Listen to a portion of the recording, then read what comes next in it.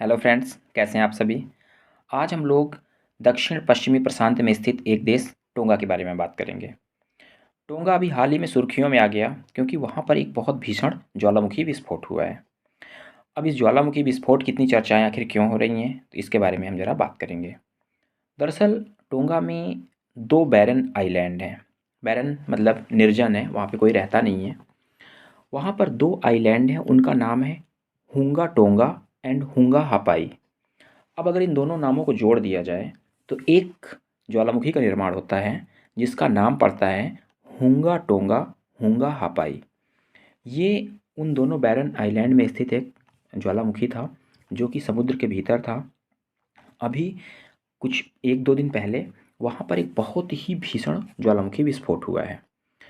ये विस्फोट की भयानकता इतनी अधिक थी कि उसके बाद जिस तरीके से शॉक वेव जो उत्पन्न होती हैं, उन शॉक वेव को भारत के चेन्नई में, न्यूजीलैंड में और अलास्का तक में रिकॉर्ड की गई हैं। तो इसकी भयावता भयावहता का अंदाज़ा इस बात से लगाया जा सकता है कि वो कितना तीव्र रहा होगा, क्योंकि अ, हवा में बहुत ऊंचाई तक डस्ट, उससे निकलने वाली गैसें और बहुत सारा मैग्मा, ये सब कुछ बिखर गया। इससे समुद्र में जो सुनामी लहरें उत्पन्न हुई, उन्होंने नज़दीकी देश फिजी और समोआ को भी अपनी गिरफ्त में ले लिया। पिछले 2 दिनों से ये तीनों जगहें कनेक्शन से कटी हुई हैं। इनके बारे में कोई भी संपर्क स्थापित नहीं हो पा रहा है। न्यूज़ीलैंड और ऑस्ट्रेलिया ने कुछ मदद भेजने की कोशिश भी की, लेकिन चूँकि इतना ह्यूमस और धुआं वहाँ के पर्यावरण में भरा हुआ है कि वहाँ के विमानों को आगे जाने का किसी भी तरीके से एक्सेस नहीं मिल पाई। अब अगर हम आगे बात करें कि आखिर विस्फोट तो समुद्र के भीतर होते ही रहते हैं, क्योंकि ये जो जगह है ये स्पेसिफिक रिंग ऑफ फायर में स्थित है। और सबको पता है कि पैसिफिक रिंग ऑफ फायर में दुनिया का 90% जो भी वहाँ पे ज्वालामुखी हैं, जो भी वॉल्केनोज़ हैं, वो वहीं पर उपस्थित हैं। तो इसमें कुछ भी नया तो कुछ ऐसी बात नहीं थी, लेकिन जिसने सबका ध्यान अपनी तरफ खींचा है, उसमें एक बात सबसे ज़्यादा इम्पॉर्टेंट है। वो ये है कि कहीं ऐसा ना हो कि इसके परिणामस्वरूप दुनिया भर में कम्युनिकेशन गैप हो जाए या फिर इंटरनेट में बाधा उत्पन्न हो जाए। इसका कारण क्या है? इसके बारे में बात करना ज़रूरी है, क्योंकि हमें पता है कि दुनिया भर में जितना भी संचार व्यवस्था है, ये सीधे-सीधे सैटेलाइट से तो जुड़ी है, लेकिन इसका 99% हिस्सा समुद्री केबल से होकर गुजरता है। दुनिया भर में जितने भी देश हैं, वो सभी एक दूसरे से केबल्स के माध्यम से जुड़े हुए हैं और केबल्स समुद्री मार्ग से होकर गुजरती हैं। अब इन केबल्स को कैसे समुद्रों से होकर गुजारा जाता है?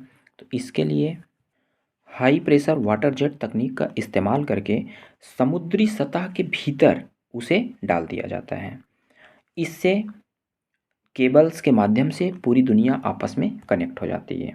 इसमें सारी बड़ी-बड़ी कंपनियों के गूगल, माइक्रोसॉफ्ट, फेसबुक, ये जितनी भी बड़ी कंपनियां हैं, ये सभी अपने केबल्स बिछाती हैं। इसी से दुनिया का संचार व्यवस्था आपस में कनेक्टेड है। आखिर सैटेलाइट के होने के बावजूद हम केबल्स पर क्यों इतना भरोसा कर रहे हैं? उसका कारण फाइनेंशियल जुड़ा हुआ है, फाइनेंस से जुड़ा हुआ है। फाइनेंस का मतलब है कि अगर हम सैटेलाइट से कनेक्शन करते हैं तो उसका कॉस्ट अधिक पड़ता है। केबल से जब हम कनेक्शन करते हैं तो वो तीव्र भी है, फास्ट भी है और किफ़ायती भी है, पैसे की बचत भी होती है। तो इस वजह से केबल के माध्यम से समुद्र के भीतर से डाल के इसको दुनिया भर को कनेक्ट किया जाता है आपस में। अब मामला कहाँ पर आता है? मैटर यही आता है कि अगर इस तरह की प्राकृतिक घटनाएं बार बार अगर रिपीट होती हैं तो उन केबल्स के बीच में कनेक्शन टूटने का खतरा बना रहता है और यही पूरी दुनिया की चिंता का कारण भी है। तो अगर हम बात करें कि इस समय समुद्र के भीतर कितनी केबल्स पड़ी हुई हैं, तो टोटल उनकी नंबर जो है वो 426 है। और जो इनका कवर है कि जितना ये कवर कर रही है, लेंथ जो इनका टोटल है, वो लेंथ लगभग 13 लाख किलोमीटर होता है। इनका कवरेज एरिया है। इतनी केबल समुद्र के भीतर भरी हुई हैं और उनसे पूरी दुनिया आपस में कनेक्शन स्थापित कर पाती है। तो चिंता की बात यही है, क्योंकि टोंगा के आसपास के जो देश हैं, जो क्षेत्र हैं, उनसे संपर्क कट चुका है और अब आशंका जताई जा रही है, क्योंकि अभी भी मैग्मा लगातार समुद्र में जा रहा है। तो ये क्या समस्या खड़ी करता है, इसके बारे में वैज्ञानिक चिंतित हैं और कई देशों की नज़रें इस पर बनी हुई हैं। हम और इस पे क्या बात कर सकते हैं? इस पे बात ये हो सकती है कि कुल मिलाकर पैसिफिक रिंग ऑफ फायर, जो कि दुनिया भर का 90% वोल्केनो अपने पास रखता है, इस समय अगर हम ये देखें कि दुनिया भर के 500 जो वोल्केनो हैं वो एक्टिव हैं और वो कहीं ना कहीं वो एक्सप्लोड होते रहते हैं, और जिसमें से उसका भी 90% हिस्सा पैसिफिक रिंग ऑफ फायर में ही आता है। तो ये एक अब नया चैलेंज है, लेकिन अब देखते हैं कि आगे दुनिया इसे कैसे पार पाती है। धन्यवाद।